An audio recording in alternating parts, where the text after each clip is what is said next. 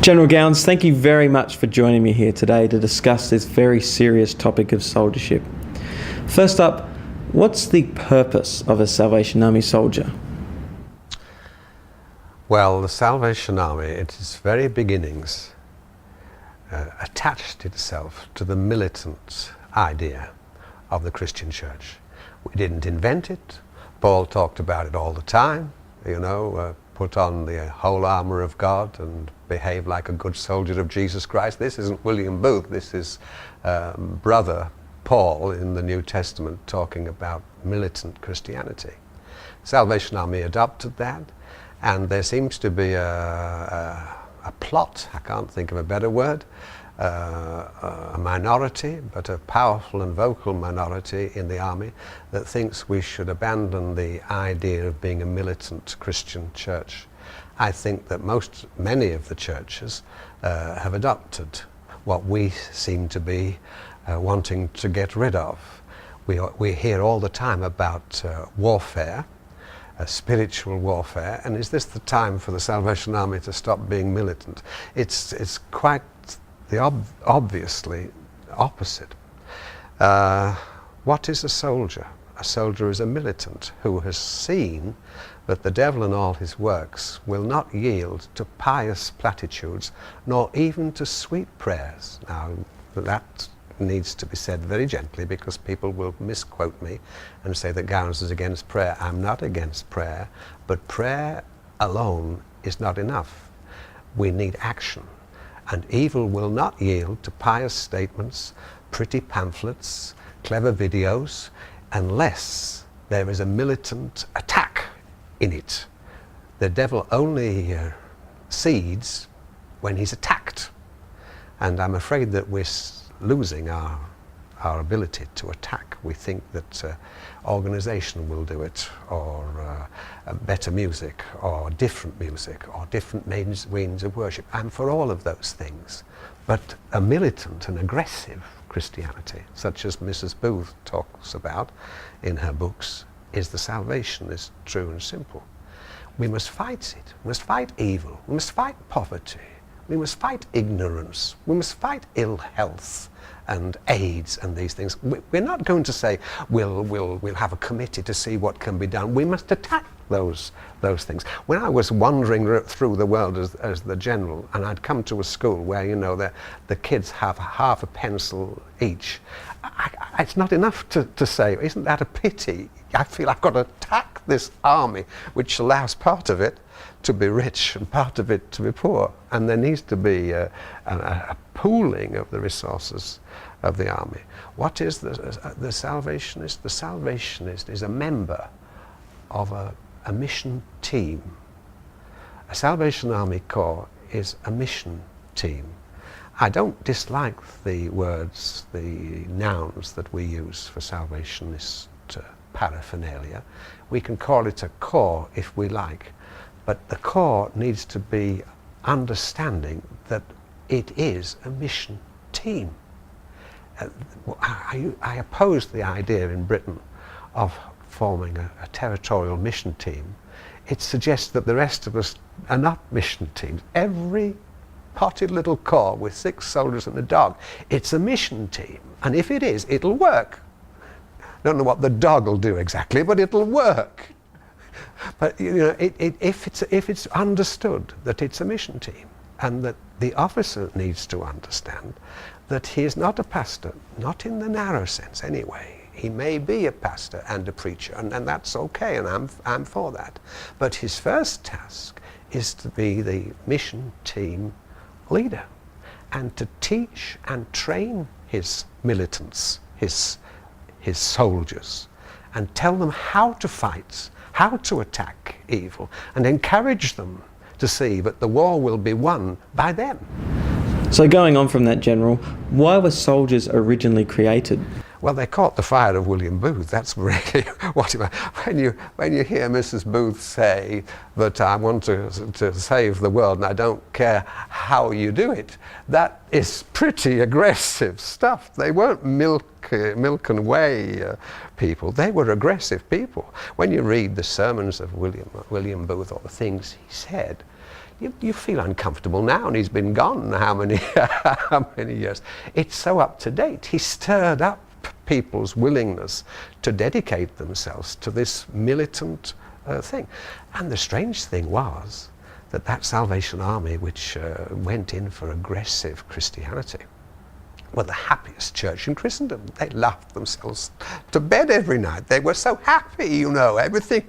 They laughed a lot, and they made fun of each other a lot, and they sang a lot, and they larked about a lot, and some of them were real clowns, there's no question about it. They weren't miserable because they were militant, and they weren't uncolourful because they were militant. Quite the contrary. All their personality, their energy, their gifts were brought to bear on this. I don't want the Salvation Army to demilitarize. I would say it should arm up and go for it, because there's a world here that needs a fighting company. But come back, if I may, to the core business. The Salvation Army will die where the core is not a mission team. It may get a few transfers from other corps, but it will not grow if it hasn't got a very direct sense of mission. And when I say the corps, I mean everybody in it. The grandma who's 75 and says, I can't do much. Yes, you can, Gran. You can do this. You can write to that person. You can phone that person who's needing encouragement. You could write a prayer out to read in the meeting. You can do something. You can do something. And you may be only 17 and you're scared and you've got pimples on your nose and you're nervous about everything. You've got kids at school where you are who don't know Jesus, and your job is to try very cleverly, using every wit and wisdom you've got, to introduce them to Jesus. That's what being a salvationist is. And if you're not doing that, well, of course, the Salvation Army is a bore. You say, oh, there's nothing going on in the army. Well, if you attack evil and if you try to get people to be introduced to Jesus, it's the most exciting thing in the world.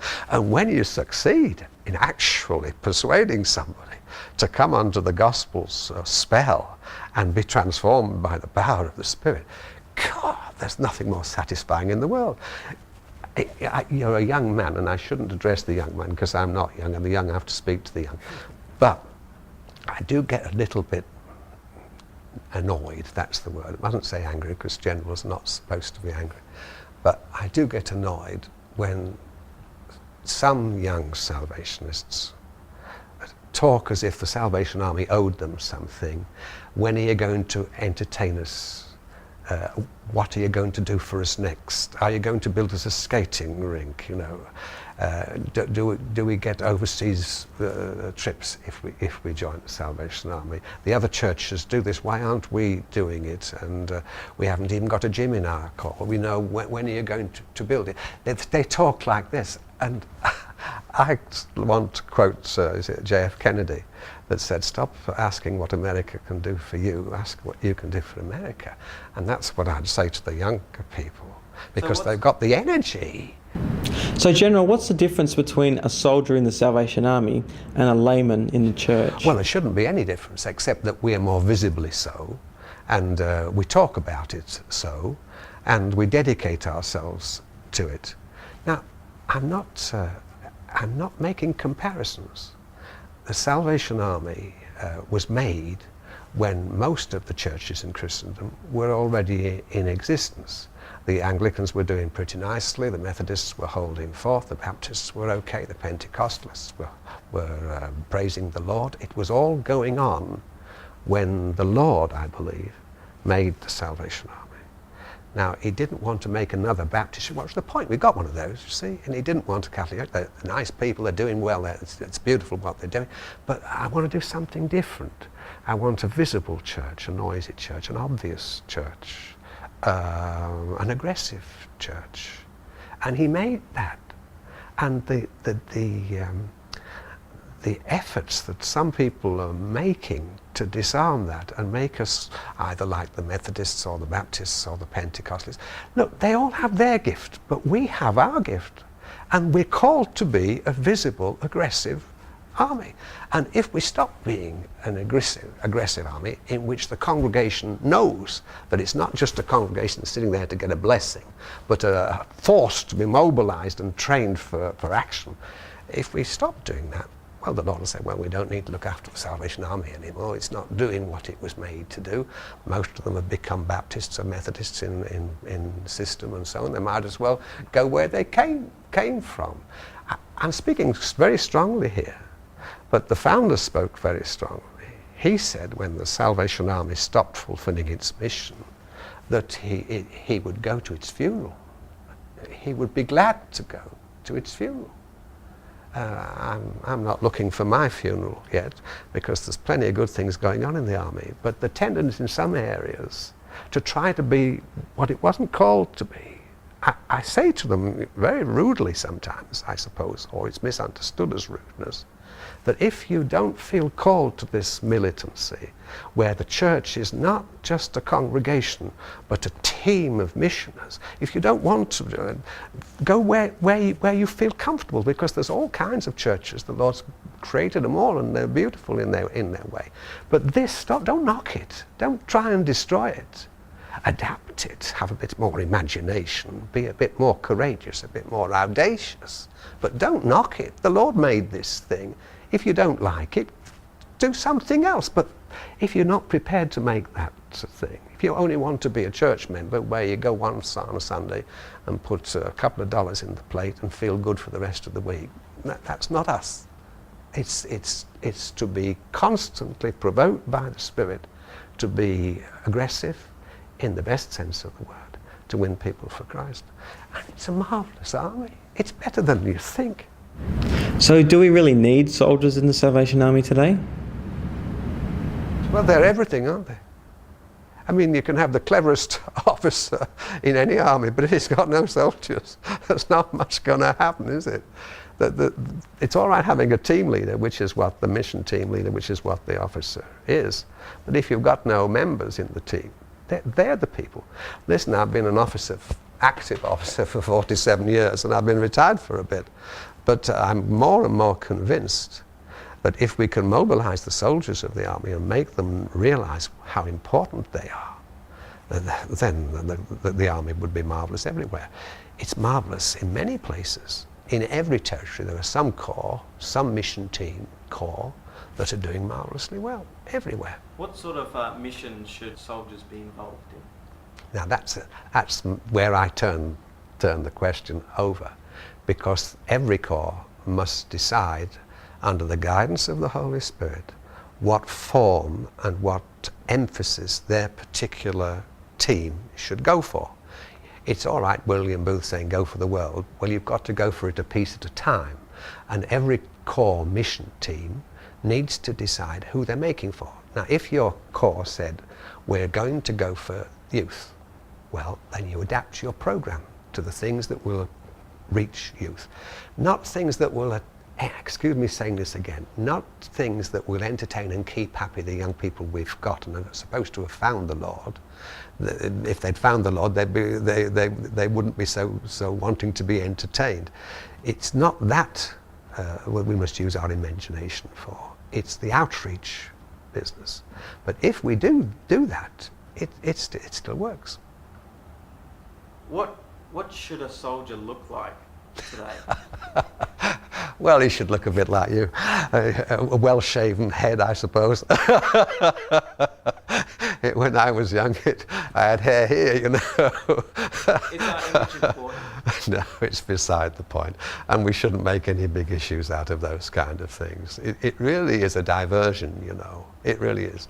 If the devil can get us to argue about what kind of uniforms we should wear or how our hair should be above the collar or so on, you know, we've lost the plot, haven't we? The angels must giggle with sorrow, but the devil must laugh, you know, when he sees the army getting excited about some little system. It's not the system, you know. Now let me make this very, very clear. It's the people that do it.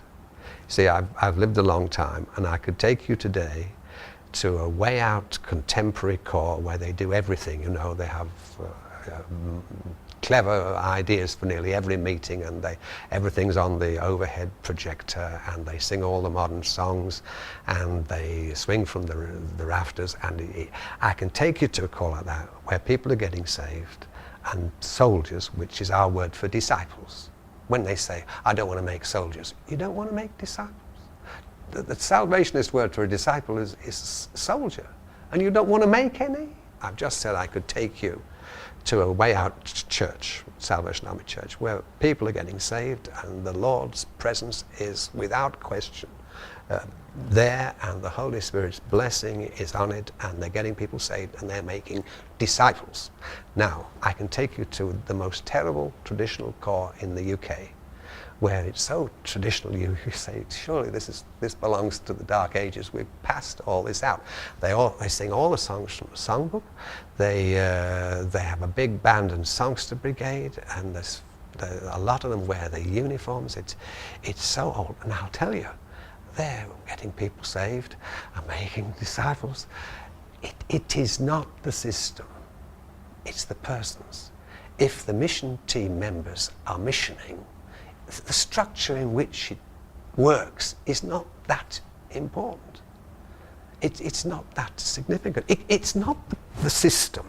You know, we spent years in the army restructuring the army. I mean, in the UK, they've spent a lot of money, a lot of time on middle management. You know. Well, it's very necessary and useful, but it's not the thing that's going to bring revival to the army. It's when the mission team of the corps mission, and how they do it, as Mrs. Booth said, it's up to you. One corps will go for the young people, one corps will say, well, we can't do much for the young people here. This is a retirement village almost. Everybody here is over 50, you know. How do we do with these people? Well, they've still got souls, you know. Sometimes the Salvationists talk as if the children were the only people with souls, you know. There are old people who've never found the Lord yet, and we ought to be paying attention to them. And if we live in a town which is full of retired people, your team mission was say, now, Holy Spirit, how do we reach these people? It's no good having a gymnasium. We've got to have gardeners' clubs and health clinics and all kinds of things to bring them close to us so we can reach them. But the core will be what it needs to be. But the thing that will bind together all these different mission teams that are doing slightly different things here or there, or sometimes very different things, they're bound with what?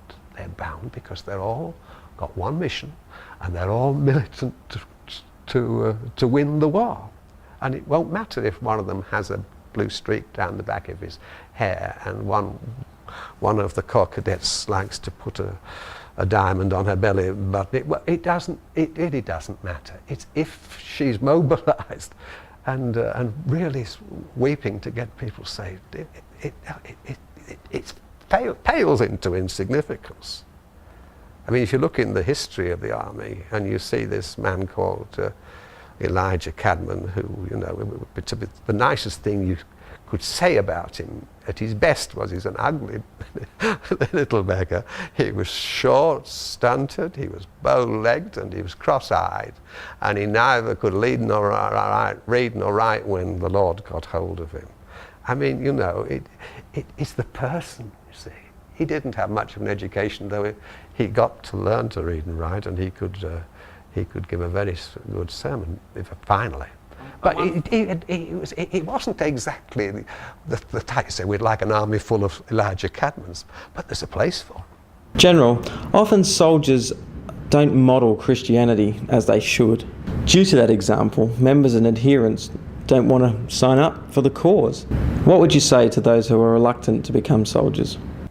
Well, they have to be the models then, because it's true that very often, I know a bit about corps, you look around for suitable models for your young people to follow, and sometimes they're not there.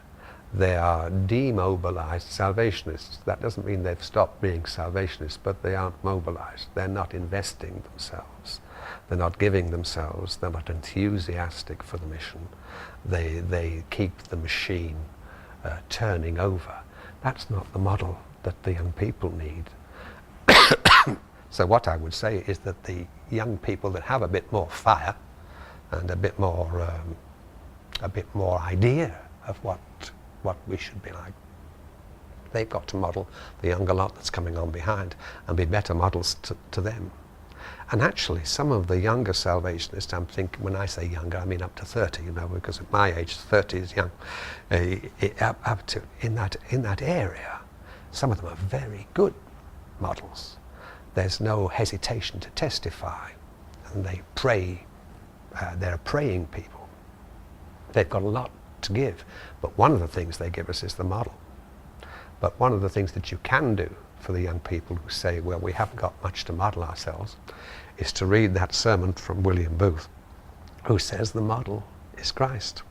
So we must suffer like Christ, and do good like Christ, and speak honestly and directly like Christ, and use every story that you can think to get the message across. So we can't say we haven't got models. We've got Christ if we have got nothing else. General Gowans, thank you very much for being with us here today. We really appreciate it. Well, it's my pleasure.